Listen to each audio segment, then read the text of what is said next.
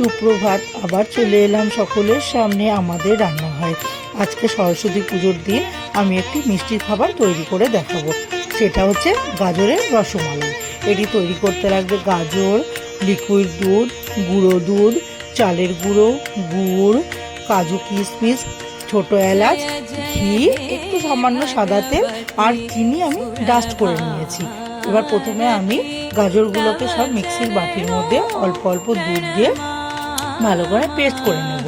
এবার এটা পেস্ট হয়ে যাবে, ততক্ষণে আমি ওদিকে ফ্রাই প্যানের মধ্যে, গ্যাসে ফ্রাই প্যান বসিয়ে দেবো। ফ্রাই প্যানের মধ্যে আমি সাদা তেল দেব আর ঘি দেব। দিয়ে এবার যে পেস্ট করে রেখেছি গাজরটাকে, ওটাকে ওর মধ্যে ঢেলে দেব। এবার ওটাকে ঢেলে দিয়ে একটু নাড়াচাড়া করতে থাকবো। করে তারপরে যে চিনিটা ডাস্ট করে রেখেছি ওটা অল্প অল্প করে, পুরোটা একবারে দেবো না, অল্প অল্প করে ভালো করে মেশাবো। মিশিয়ে ভালো করে নাড়াচাড়া করে নেব। নিয়ে এর মধ্যে এবার যে গুঁড়ো দুধ রেখেছি ওই গুঁড়ো দুধটাকে ওর মধ্যে আমি দিয়ে দেব। এবার গুঁড়ো দুধটাকে দিয়ে ভালো করে নাড়াচাড়া করে ভালো করে মিশিয়ে নিয়ে এবার কিছুটা একটু লিকুইড দুধ দেবো। লিকুইড দুধ দিয়ে ওটাকেও নাড়িয়ে নিয়ে এবার একটু ঢাকা দিয়ে রাখবো। তাহলে কি গাজরটা একদম পুরোপুরি সেদ্ধ হয়ে নিতে তো মিক্স ভালো করে পেস্ট করে রেখেছি। এবার দুধে ওটা ভালো করে সেদ্ধ হয়ে যাবে।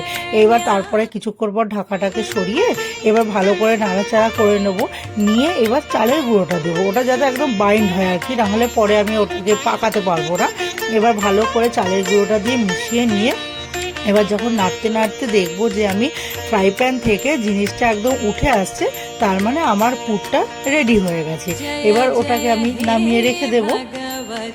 ওটা ঠান্ডা হয়ে যাওয়ার পর হাতে ঘি মাখিয়ে আমি ভালো করে ওগুলোকে বলগুলো সব তৈরি করে নিয়েছি। এবার আমি একটা হাঁড়ির মধ্যে জল বসিয়ে দিয়েছিলাম। এবার জলটা ফুটে ওঠাতে তার উপরে আমি ওই ছিদ্র করা স্টিলের থালাটায় তেল মাখিয়ে ওর উপরে সব গাজরের বলগুলোকে সাজিয়ে আমি ঢাকা দিয়ে রাখবো।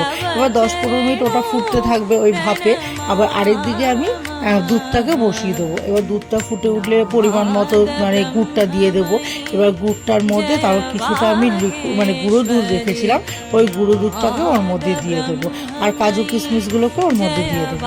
এবার দিয়ে ভালো করে গুড়টাও গলতে থাকবে, দুধটাও ভালো করে ফুটতে থাকবে। এবার এদিকে আমার গাজরের বলগুলো ভাপানো হয়ে গেছে। এবার সব একটা একটা করে তুলে ওই দুধের মধ্যে আমি দিয়ে দেবো। এবার গাজরের বলগুলো দিয়েও দুধটা কিছুক্ষণ ফুটতে থাকবে। ফোটার পর যে ছোটো এলাচটা আমি থেতো করে রেখেছি ওই ছোটো এলাচটাকে আমি ওর মধ্যে এবার দিয়ে দেবো।